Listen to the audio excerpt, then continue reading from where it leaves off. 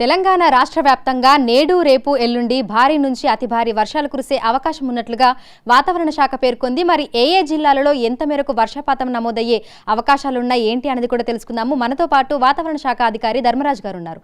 మిగతా విషయాలను ఆయన మాటల్లోనే అడిగి తెలుసుకుందాం. నమస్తే సార్. సార్, ఈ రోజు రేపు ఎల్లుండి దాదాపు చాలా జిల్లాలకి అతి భారీ వర్షాల సూచనను కూడా ఇచ్చారు. ఏ జిల్లాలలో ఎంత మేరకు వర్షపాతం నమోదయ్యే అవకాశాలు ఉన్నాయి?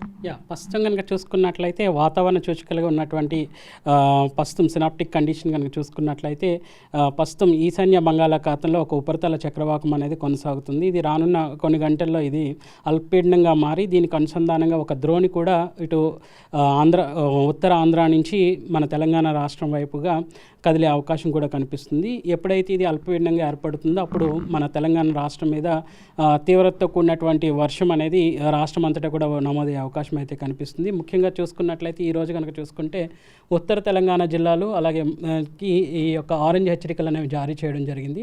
ఇటు ఆదిలాబాద్, కొమరంభీం, నిర్మల్, మంచిర్యాల్, పెద్దపల్లి జిల్లాలతో పాటు జయశంకర్, భూపాలపల్లి, ములుగు, భద్రాద్రి కొత్తగూడెం, మహబూబాబాద్, వరంగల్, హనుమకొండ జిల్లాలకు ఈరోజు ఆరెంజ్ హెచ్చరికలు అంటే భారీ వర్ష సూచనలు అనేవి కొనసాగే అవకాశం అయితే కనిపిస్తుంది. ఈ జిల్లాల్లో సుమారు 11 సెంటీమీటర్ల నుంచి పైబడే వర్షపాతం అనే వర్ష తీవ్రతతో కూడినటువంటి వర్షాలు వచ్చే అవకాశం కూడా కనిపిస్తున్నాయి. మిగిలిన జిల్లాలు కనుక చూసుకున్నట్లయితే నిజామాబాద్, జగిత్యాల్, రాజన్న సిరిసిల్ల, కరీంనగర్, సిద్దిపేట, మెదక్, సంగారెడ్డి జిల్లాలతో పాటు యాదాద్రి భువనగిరి, నల్గొండ, సూర్యాపేట, ఖమ్మం ఈ జిల్లాలకు మాత్రం భారీ వర్ష సూచన అనేది కొనసాగే అవకాశం అయితే కనిపిస్తుంది. ఇక్కడ కనుక చూసుకున్నట్లయితే 7 సెంటీమీటర్ల వరకు కూడా వర్ష తీవ్రత కొనసాగే అవకాశం అయితే కనిపిస్తుంది.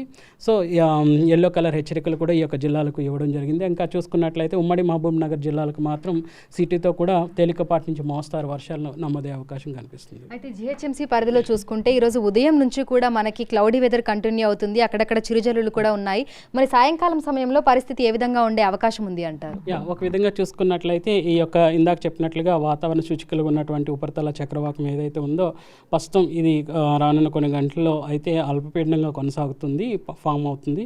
ఇది ఎప్పుడైతే అల్పపీడనం కింద కొనసాగిందో ఆ సమయంలో మనకి ఇటు ద్రోణి కూడా ఈ యొక్క అల్పపీడన ప్రాంతం నుంచి తెలంగాణ రాష్ట్రం వైపు కదలిక అనేది కనిపిస్తుంది. దీని ప్రభావం వల్ల మార్నింగ్ నుంచి కూడా రాష్ట్రం అంతటా చూసుకున్నట్లయితే కొంచెం ఎండ తీవ్రత ఉన్నప్పటికీ కూడా ఎక్కువ మొత్తంలో మనకి మేఘకృతమైనటువంటి వాతావరణమే మనకి కనిపిస్తుంది. సో సాయంత్రం అయ్యేసరికి తేలికపాటి నుంచి మోస్తారు వర్షాలు ఇటు సిటీతో పాటు ఇటు దక్షిణ జిల్లాల్లో వచ్చే అవకాశం అయితే కనిపిస్తుంది. సో రేపు పరిస్థితి ఏ విధంగా ఉండొచ్చు అంటారు? ఏ జిల్లాలకి ఆరెంజ్, ఎల్లో అలర్ట్స్ అనేవి జారీ చేయడం జరిగింది? రేపు కనుక చూసుకున్నట్లయితే ఎక్కువ మొత్తంలో ఈ యొక్క ఆరెంజ్ కలర్స్ అనేవి ఇవ్వడం జరిగింది, హెచ్చరికలు అనేవి జారీ చేయడం జరిగింది. ముఖ్యంగా చూసుకున్నట్లయితే ఇటు నిర్మల్, జగిత్యాల్, నిజామాబాద్, కామారెడ్డి, రాజన్న సిరిసిల్ల, మెదక్, సంగారెడ్డితో పాటు వికారాబాద్, మహబూబ్ నగర్, వనపర్తి, నాగర్ కర్నూలు జిల్లాలకు, అలాగే చూసుకున్నట్లయితే జయశంకర్, భూపాలపల్లి, ములుగు, వరంగల్, మహబూబాబాద్ జిల్లాలకు ఆరెంజ్ హెచ్చరికలు అనేవి జారీ చేయడం జరిగింది. ఇక్కడ కనుక చూసుకున్నట్లయితే అంచనా ప్రకారం ఇక్కడ 11 సెంటీమీటర్ల నుంచి పైబడి వర్షపు తీవ్రత అనేది నమోదయ్యే అవకాశం అయితే కనిపిస్తుంది. మిగిలిన జిల్లాలకు మాత్రం ఎల్లో హెచ్చరికలు అనేవి జారీ చేయడం జరిగింది. ఇక్కడ కనుక చూసుకున్నట్లయితే వర్ష తీవ్రత అనేది 7 సెంటీమీటర్ల నుంచి పైబడి వచ్చే అవకాశం అయితే కనిపిస్తుంది. ఈ వర్షాలు ఇంకా ఎన్ని రోజుల పాటు ఉండే అవకాశం ఉంది? మాన్సూన్ మనకి ఇంకా ఎంత కాలం పాటు ఉండే అవకాశం ఉంది? ప్రస్తుతం కనుక చూసుకున్నట్లయితే రానున్న 3 రోజులు కూడా తీవ్రత కూడినటువంటి వర్షాలు అనేవి రాష్ట్రంలో నమోదయ్యి తర్వాత క్రమేపీ ఈ యొక్క వర్ష తీవ్రత తగ్గుముఖం పట్టే అవకాశం అయితే కనిపిస్తుంది. ముఖ్యంగా చూసుకున్నట్లయితే అక్టోబర్ మొదటి వారం వరకు కూడా వర్షాలు అనేవి కొనసాగుతాయి. తర్వాత కనుక చూసుకున్నట్లయితే మనకి అక్టోబర్ 2వ వారం మొదటి రోజు కానీ 2వ రోజు కానీ ఈ యొక్క ఉపసంహరణ, నైరుతి ఋతుపవనాల ఉపసంహరణ అనేది రాష్ట్రం నుంచి కూడా వెళ్ళే అవకాశం కూడా కనిపిస్తుంది. సో ఈ అతి భారీ వర్షాల నేపథ్యంలో జిల్లాలలో ఉన్నటువంటి యంత్రాంగాన్ని ఏ విధంగా అప్రమత్తం చేస్తున్నారు? రైతులకి ఎట్లాంటి సూచనలు జారీ చేస్తున్నారు? ముఖ్యంగా చూసుకున్నట్లయితే ఈ యొక్క వాతావరణాన్ని అంచనా వేస్తూ ప్రస్తుతం ఏ జిల్లాల్లో మనకి భారీ వర్షాల నుంచి అతి భారీ వర్షాలు నమోదవుతున్నాయో ఆ జిల్లాలకి ఎప్పటికప్పుడు హెచ్చరికలు అనేవి జారీ చేయడం, ఈ జారీ చేసినటువంటి హెచ్చరికల్ని ముఖ్యంగా ఆయా జిల్లాల్లో ఉన్నటువంటి ఎవరైతే ప్రభుత్వ శాఖలకు పంపించడం అనేది కూడా జరుగుతుంది. సో ఒక విధంగా ముందుగా పొందుపరిచినటువంటి సమాచారం వాళ్ళకి లోతట్టుగా ఉన్నటువంటి ప్రాంతాల్లో ఉన్నటువంటి ప్రజలను సురక్షిత ప్రాంతాలకు తరలించడానికి ఎంతగానో ఉపయోగపడుతుంది.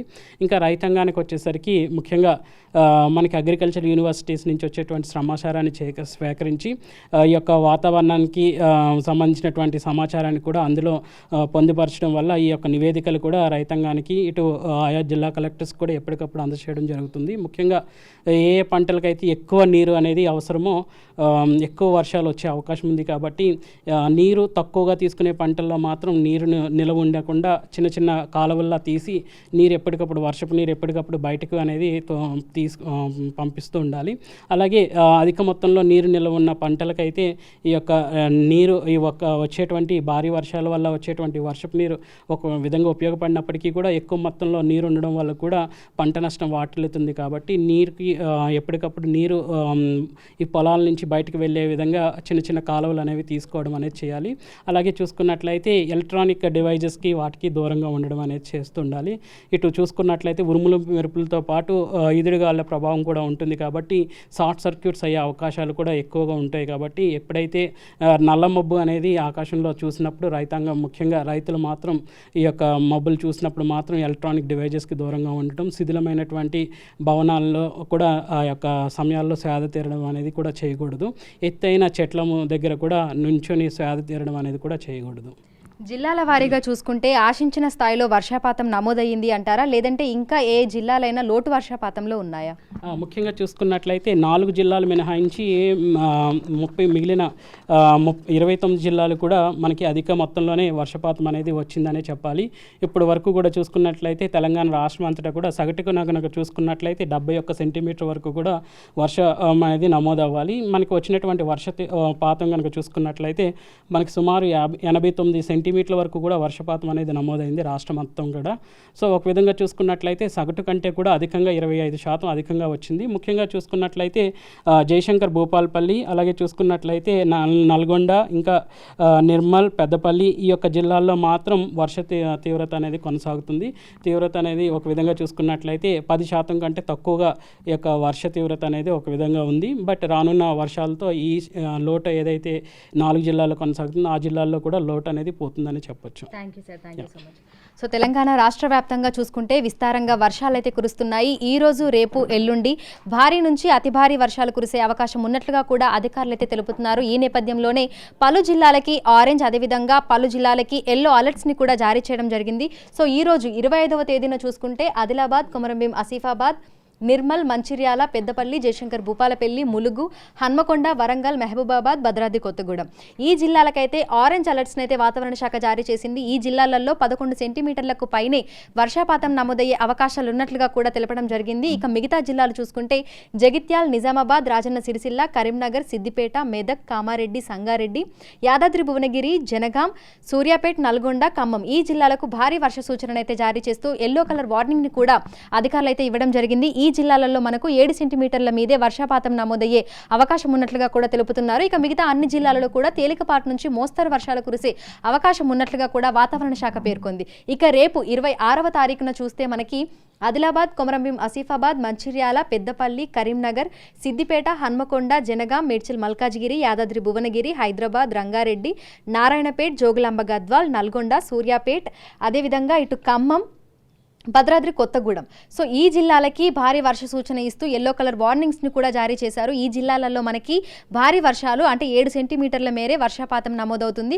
ఇక మిగతా జిల్లాలు నిర్మల్, జగిత్యాల, రాజన్న సిరిసిల్ల, నిజామాబాద్, కామారెడ్డి, మెదక్, సంగారెడ్డి, వికారాబాద్, మహబూబ్ నగర్, వనపర్తి, నాగర్ కర్నూల్, మహబూబాబాద్, వరంగల్, జయశంకర్ భూపాలపల్లి, ములుగు ఈ జిల్లాలలో అతి భారీ వర్షాలు కురిసే అవకాశం ఉన్న నేపథ్యంలో ఆరెంజ్ కలర్ వార్నింగ్స్ని కూడా అధికారులు అయితే ఇవ్వడం జరిగింది. సో జిల్లాలలో ఉన్నటువంటి ప్రజలు అప్రమత్తంగా ఉండాలని, భారీ వర్షాలు కురుస్తున్నటువంటి సమయంలో అత్యవసరమైతే తప్ప బయటకు రాకూడదు అని అక్కడున్నటువంటి అధికార యంత్రాంగంతో పాటు ప్రజలకి కూడా ఎప్పటికప్పుడు వాతావరణ శాఖ కేంద్రం నుంచి అలర్ట్స్ అదేవిధంగా సూచనలు కూడా వెళ్తూనే ఉన్నాయి.